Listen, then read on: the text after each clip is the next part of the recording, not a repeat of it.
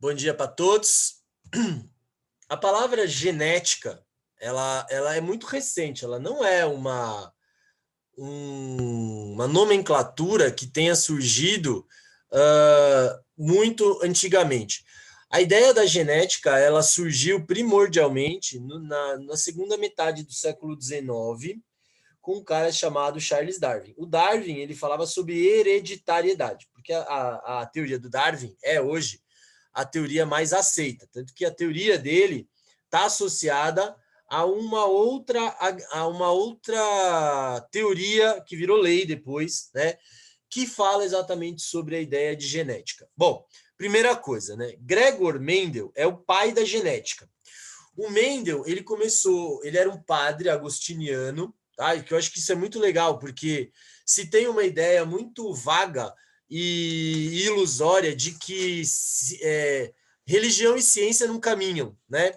E, na verdade, inúmeros testes positivos e inúmeras descobertas científicas, elas se deram por meio, né, de pessoas ligadas à abordagem religiosa, né? Então, a gente está falando aqui do final do século XIX, né? Então, olha só quanta coisa legal. Em 1859, a teoria do Darwin virou regra. Então, a seleção natural, o livro A Origem das Espécies, né, o livro Origem das Espécies por meio da seleção natural, se tornou a base para a biologia moderna, que é a biologia que nós estudamos hoje. E aí, por volta, já havia estudos, né, do Gregor Mendel, ele já fazia esses estudos por volta de 1870. Então, a gente está falando aí um pouquinho de um negócio um pouco antigo para a gente entender a origem da ideia, né? Então, o que aconteceu? Por volta de 1896, tá? Ele concluiu parte dos seus estudos. E ele entendeu o seguinte, né? Que toda característica, né, observando lá as ervilhas que ele estudava, e ele pegou as características das ervilhas de maneira individualizada. Então, eu peguei uma característica, tá? Quando você pega uma característica, você vai estudar essa característica no qual ele entendia que ele tinha essas características de acordo com algo que acontecia dentro do organismo, que até então ele não tinha essa ideia.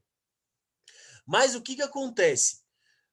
Ele percebeu o seguinte, ele pegava uma característica, por exemplo, cor da ervilha. Então, a cor da ervilha era uma característica.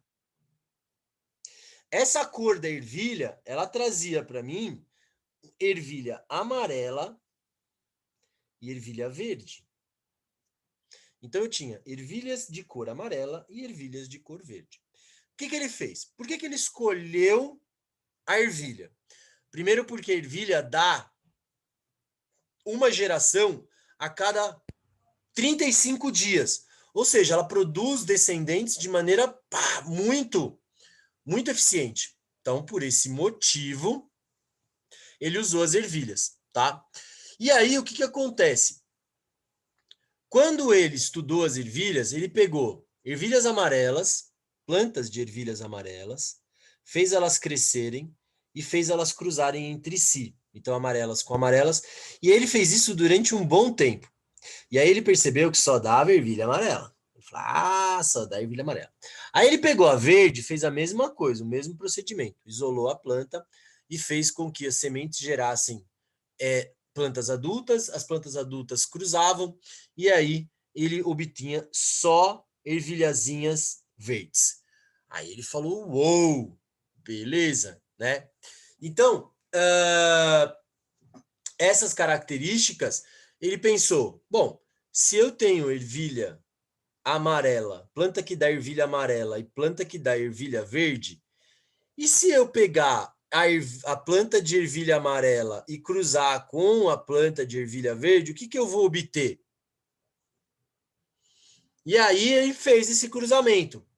Então ele pegou as pétalas, né, as flores, cruzou lá grão de pólen de uma com o estigma da outra, tal, não sei o quê. E aí, ele obteve uma geração, né, de sementes. E aí ele pegou essas sementes, quando ele obteve essa geração, ele percebeu que só nasciam plantas que davam ervilhas amarelas. Aí ele falou, mano, cadê as ervilhas verdes, velho? Ele fez esse teste inúmeras vezes, inúmeras vezes. E aí ele falou assim, bom, se eu estou cruzando amarela com verde, só está dando amarela da minha primeira geração, então o que eu vou fazer? Eu vou pegar essas plantas amarelas que dão essas plantas que dão ervilhas amarelas da mesma geração e vou cruzá-las entre si. E aí ele cruzou amarelas com amarelas. E aí, quando ele cruzou amarelas com amarelas, ele obteve uma proporção matemática, e aí a proporção matemática de três plantas, né? Então, três vagens, vamos dizer assim, produzindo ervilhas amarelas para uma verde. Então, o que ele entendeu? A primeira coisa que ele entendeu é a ideia de que gene é uma unidade de transmissão hereditária, corresponde a uma sequência de seu material genético. Genes alelos, eles ocupam o mesmo lugar dentro de um cromossomo. Então, o gene é menor que o cromossomo é maior. E outra coisa que ele sacou, ele falou, porra, então já entendi, velho. Se 3 dá sempre essa mesma proporção, média, estatística, né? Matemática, a gente está falando de média, né? De uma forma generalizada. Se está dando desse jeito sempre, significa que a coloração da ervilha amarela ela se expressa mais vezes. Então, ele determina isso como caráter dominante. Então, ele não chamou de gene. Primordialmente, ele chamou de caráter. Tá? E que verde, por ter menor expressão, ele chamou de caráter recessivo, porque se expressa com menos frequência. Então, essa é a primeira ideia que ele percebeu, tá? Então, essa é uma característica. Segunda coisa que faz parte de toda essa nomenclatura genética, tá? Toda expressão de característica, isso ele determinou porque ele percebeu que ele tinha plantas de sexos diferentes, então ele tinha plantas macho e plantas fêmea. Ele percebeu que as características, elas são advindas metade do pai, metade da mãe. Então, o que ele percebeu? Que metade da característica... Bom, primeiro que ele chamou a geração inicial de parental, porque são os pais. Tá? E ele falou que metade da expressão, ele não falava metade do caráter, né? Mas ele falava metade da expressão, ela está associada ao pai. E a outra metade da expressão está associada à mãe. Então, ele percebeu que metade da característica vem do pai, metade da característica vem da mãe. Portanto, ele determinou que toda característica é expressada por um par. Então, um par de genes, que é uma unidade de transmissão, ela expressa um caráter. Então, aqueles caráteres que se expressam com maior frequência são dominantes e aqueles em menor frequência são recessivos. Ele percebeu que a primeira geração ela é 100% pura. Então, ele determinou que ela é homozigótica, dominante. Portanto, o indivíduo que é dominante para a cor, né, ele é representado por uma letra maiúscula. E o indivíduo que é representado pelo recessivo, ele é representado por letras minúsculas. E só se expressam, né, no caso do recessivo, só se expressa em dupla, tá? Sempre em dupla. E que ele percebeu que o cruzamento entre esses parentais gerava um indivíduo que ele chamava de híbrido, que nós chamamos hoje de heterozigotos. Outro detalhe que foi percebido é a característica de cromossomos homólogos. Para eu efetivamente gerar uma característica, ela tem que estar na mesma posição do cromossomo. Homólogo é a mesma estrutura, portanto, eles estão na mesma região, tá? E que o cruzamento entre indivíduos híbridos gera uma proporção, que a gente chama de xadrez mendeliano, tá? Então, de maneira geral, ele percebeu e fez esse teste, primeiro, com características únicas, isoladas, cor da ervilha, tamanho da planta, cor da pétala, superfície da ervilha, o tipo de vagem, né, o formato da vagem, São 7 características que ele usou para as ervilhas. E ele estudou individualmente cada uma. E aí, num segundo momento, ele estudou essas características conjugadas. Por exemplo, cor da ervilha e tamanho da planta. Não tem nada a ver uma coisa com a outra, mas elas se expressam, tá? Então, essa é uma coisa bastante importante. Então, é um gene que a gente considera, né? Então, as características dominantes e recessivas, tá? Dentro da espécie humana, que caráteres dominantes nós temos? Então, por exemplo, o lobo da orelha livre, que é a pontinha da orelha onde põe o brinco, tá? O lobo da orelha livre, ele é dominante. E o preso, né, que não tem a curvinha aqui perto da pele, né, perto do rosto, ele é recessivo. Dobrar a língua, né? Dobrar a língua, enrolar a língua, é recessivo. Não enrolar é dominante. Canhoto é recessivo, destro é dominante. Isso é um detalhe, tá, gente? Nem sempre um caráter recessivo gera uma doença, tá? Então, essa é uma outra coisa bastante importante, tá? E que a parte interna, no caso que a gente vai estabelecer, a parte interna, ou seja, o núcleo, ele determina para mim os genes, portanto, eu chamo de genótipo, tá? Então, o genótipo é a expressão, são os genes dentro do núcleo. O fenótipo é como eu sou por fora, tá? Que é a expressão, cor da pele, cor do olho, cor do cabelo, etc. Tá? Outro fator importante é a dominância, tá? Nós temos 3 tipos de dominância: completa, incompleta e codominância. Dominância completa, quando o gene dominante se expressa e ele que manda no bagulho e ninguém mais. Dominância incompleta. A dominância incompleta ocorre quando eu tenho 2 características, tá? E importantes, e elas expressam um caráter intermediário. Então, por exemplo, eu tenho Flores Maravilha, que é uma flor bem linda, e eu tenho ou ela é vermelha ou ela é branca. Mas os 2 caráteres, eles são dominantes. Quando eu cruzo flores brancas com flores vermelhas, eu obtenho uma expressão intermediária, chamada de rosa. Não é um pouquinho da cor vermelha e um pouquinho da cor branca que dá o rosa. Os 2 se expressam com variações intermediárias. Então, os 2 vão brigando. Eles brigam para poder ter a cor. Isso gera uma flor rosa, tá? A codominância é diferente. A codominância é seu tipo sanguíneo, por exemplo. Eu tenho uma pessoa que é tipo A, uma pessoa que é tipo B, e a pessoa que apresenta as 2 proteínas na hemácia, chamada AB. Essa é uma pessoa codominante, tá? Então, essa é uma característica bastante importante. Completa, incompleta e codominante. São coisas diferentes, tá? Então, isso são nomenclaturas que nós estamos trabalhando. Então, o caráter recessivo, ele é expressado com menor frequência, tá? Então, por isso que a gente chama de caráter recessivo. Homozigoto é aquele em que os genes são representados por 2 letras iguais, tá? Sendo ele dominante, a letra é maiúscula, sendo ele recessivo, a letra é minúscula. Todo caráter, ele é sempre a letra que a gente usa quando a gente tem a doença, né? Quando a gente fala sobre a doença, todo caráter é sempre, a nomenclatura da letra é sempre dada pelo recessivo. Então, por exemplo, olhos castanhos é dominante, olhos azuis é recessivo. Então, eu vou representar o indivíduo de olhos castanhos de azão, azão. E o indivíduo de olhos azuis, azinho, azinho. Por quê? Porque azul é recessivo. Então, eu uso a primeira letra da característica recessiva.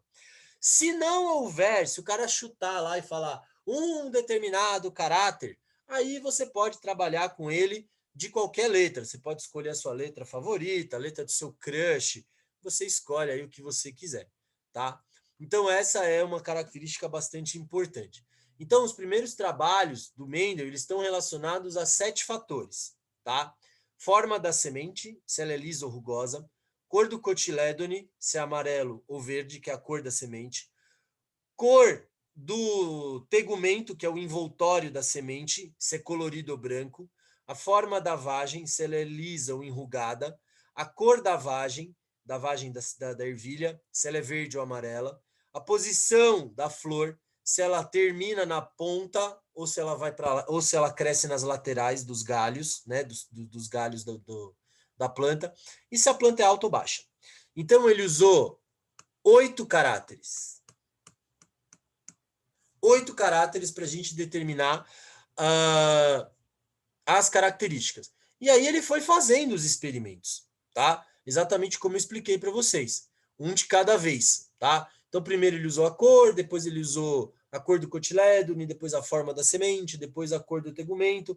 E assim foi, para todas as características. Então, ele foi obtendo proporções que variavam entre 4 mil no total, 3 mil para uma, 1.000 para outra, e assim ele foi obtendo os resultados, na proporção sempre 3 para 1, tá? E aí, gente, quando a gente fala sempre na proporção 3 para 1, quando você faz a característica, dava, por exemplo, 2,96 para 1,30. Cara, 2,96 é quase 3. 1,3 é quase 1. Então, a gente estabelece uma média que a gente pode considerar como média móvel ou variância de 3 para 1. Não é exatamente 3 para 1, tipo 3 mil ervilhas verdes para 3 mil ervilhas amarelas para 1.000 verdes. Não, não era assim. Eu tinha variações nas quantidades. E aí, essa característica dele, ela era relativamente 3 para 1, tá? A partir daí, ele desenvolveu uma ideia chamada diagrama de Pinet ou xadrez mendeliano. Não é nada mais do que um jogo da velha. Quando você monta lá o jogo da velha, quando você está querendo matar a aula, você monta o jogo da velha, você tem que colocar X ou bolinha, correto? Só que na verdade você não vai fazer isso. Você vai colocar num primeiro quadrante, né, os genes masculinos, né? E no segundo quadrante, na ponta, os genes femininos, tá? Então, e aí você vai o quê? Imaginar que a gente vai produzir gameta. Então, imagine o seguinte, um homem, vou pegar qualquer característica. Se você pegar uma característica de um homem, por exemplo, cor do cabelo. Então, eu sei que o cara loiro é recessivo. E o cara moreno é dominante. A cor do cabelo moreno. Eu vou colocar loiro moreno para não ter problema, porque depois a gente vai ver que isso é diferente. Então, eu já sei que o cara que é moreno, ele é lisão, é lisão. Lembrando que eu pego sempre a letra do recessivo. E o loiro é Lzinho, que é L minúsculo. Certo? Então, se eu pegar uma mulher loira e cruzar com um cara que é moreno, eu vou obter indivíduos 100% puros e eu vou obter 100% desses indivíduos Lzão, Lzinho. Tá? Por quê? Vem um do pai, como diz o Mendel, e um da mãe. Então, sempre um gene vem do pai e o outro gene vem da mãe. Só que tem um detalhe, né, gente? Quando você pega um indivíduo, né, que cresce, e aí ele é moreno, só que ele tem o gene para loiro, certo? O gene para loiro e carrega também o gene para moreno. Se ele casa com uma pessoa com o mesmo tipo de característica, morena, porém com genes diferentes, né, Lzão, Lzinho, eu vou juntar. Então, nessa junção, eu tenho gameta Elão, que vem da mãe, com o gameta Elão, que vem do pai. Eu tenho o Elão, que pode se juntar com o Lzinho, e o Lzinho, que pode se juntar com o Lzinho. Então, eu crio 4 possibilidades. Né? Então, eu crio 4 possibilidades de filhotes. Então, eu posso ter um filhote 100% moreno, dominante.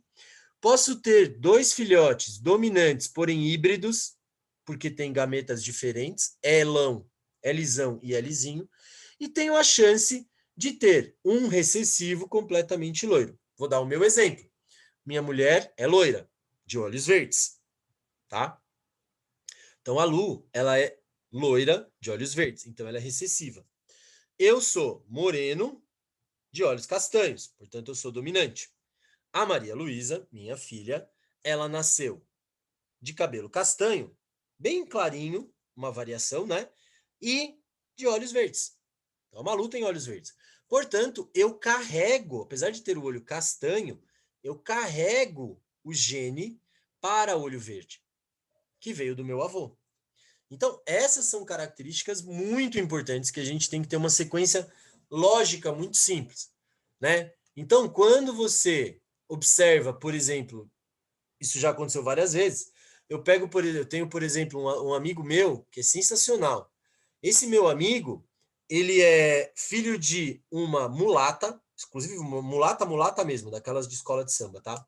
É uma mulata, casada com um japa. Mano, é muito engraçado, porque ela tipo, tem 1,80 m de altura e o japonês tem 1,60 m. É muito da hora. E ela é mulata e ela tem um olho bem esverdeado, assim, né? E o outro é japonês na veia, né? Tipo cabelinho preto, pelinha meio branca, olho preto. O Hugo, cara, que é um dos meus melhores amigos, o Hugo é negro, porque ela é mulata escura, né? Então ele é negro, ele tem o olho puxado e ele tem o olho verde. Mano, eu chamo ele de mutante total, porque, cara, quem conhece um japa negro de olho verde? Ele é o único que eu conheço, né? Então, assim, hoje ele mora na Austrália, então, tipo, ele é muito engraçado. E a gente chamava ele de japonego, né? Que era, tipo, né? Só pra gente entender. Então, assim, pegou as características dominantes do japonês, do oriental, e misturou literalmente com as características da mulata. Então, essas coisas podem acontecer. Da mesma forma, pais de olhos castanhos e cabelos castanhos, olhos castanhos e cabelos castanhos, podem ter um filho loiro de olho verde. Ele não é filho do padeiro, mas os pais, explicando geneticamente, os pais carregam a característica para ter cabelo claro e ter olho claro. Então, isso é que a genética trouxe para a gente. E é a forma que a gente usa para determinar essas características. Então, o Mendel, quando ele fez seus experimentos, ele percebeu que essas características elas se segregam durante os processos de divisão e na formação dos gametas. E que num organismo os fatores são iguais, né, caracterizando genes homozigóticos, né, puros, diferentes dos híbridos, que são heterozigóticos, ou seja, aqueles que apresentam letras diferentes. Então, vamos colocar, por exemplo, azão, azinho. Ele é heterozigótico.